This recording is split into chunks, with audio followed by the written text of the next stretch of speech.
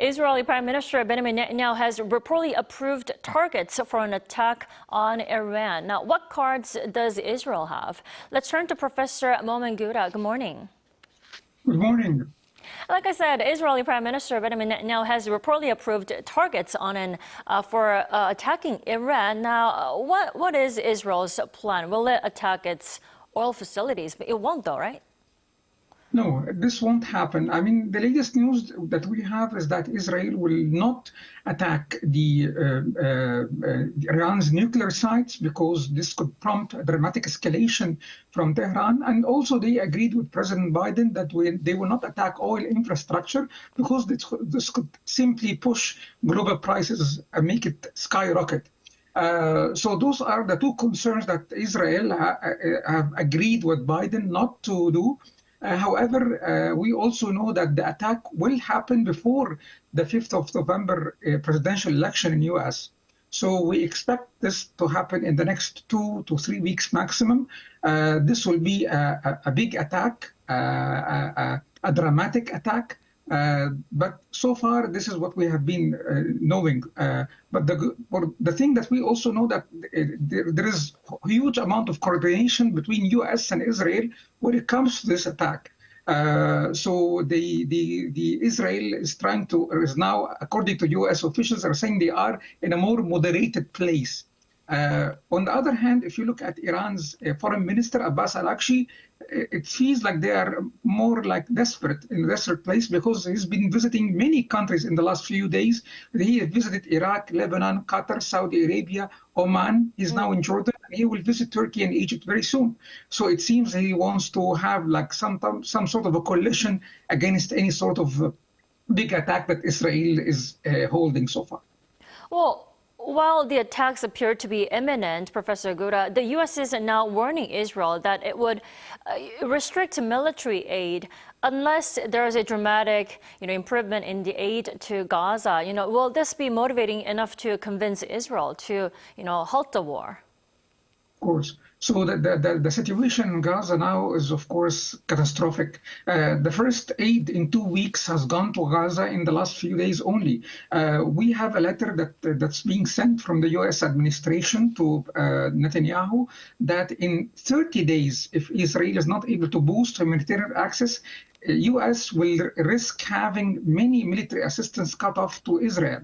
So the letter is sent to Biden from Biden administration, and this is the most public criticism that we have received towards humanitarian aid towards Gaza. Mm-hmm. It was supposed to be actually a private letter, but it was leaked by Israeli reporters. Right. And this is a line-by-line examination of Israel's obstruction of aid deliveries, which exposed 1.7 million Palestinians to serious risk of disease. Just for you to imagine this, we have this graph. So the aid that was going to Israel at the beginning was around, we're talking about 500 lorries before the 7th of October. Mm-hmm. After the 7th of October, it was 9 lorries only in October. And then right now, we are only having average daily of 30 lorries of aid being sent to Gaza. So you can see the amount of negative deterioration in the aid sent to Gaza. So Israel, I think, will be very cautious now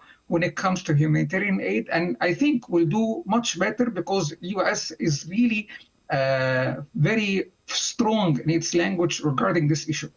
Well, another reason why Israel has to be cautious is because there are speculations that Israel is, running out of interceptor missiles. Is that true? Well, to be honest with you, there are different reports. I mean, some were saying, yes, Financial Times and Foreign Policy, they have reported this, that Israel is facing some shortage in interceptor missiles, and Israeli officials are saying the factories for missiles are working 24/7. So it might be the case. However, I also, to be honest with you, I'm not really sure that this is the case because we have to remember that U.S. is supporting Israel in everything. We know that Biden's decision to send the THAAD air defense system, this actually, it opens up a new confrontation between U.S. and Iran. Mm-hmm. U.S. at the beginning of this conflict, Biden said U.S. will never go to Middle East anymore. But now we don't see this is happening. We see 100 U.S. troops are being sent to Israel 2 days ago to install the THAAD missile system. So I think the THAAD will be there, and Israel will not be in a situation where it faces shortages of missiles or in its defense abilities, because U.S. is supporting it so much.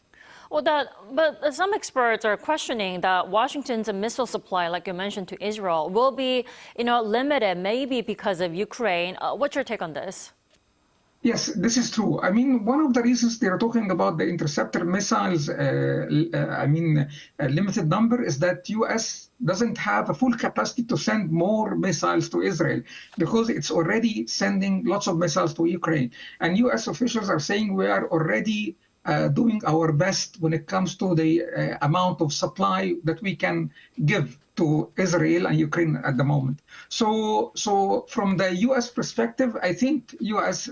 is clear about this, and they are direct. They are not giving any false hopes that they're able to extend more missiles. But from the Israeli perspective, I would say this is, it can be some sort of a strategic game.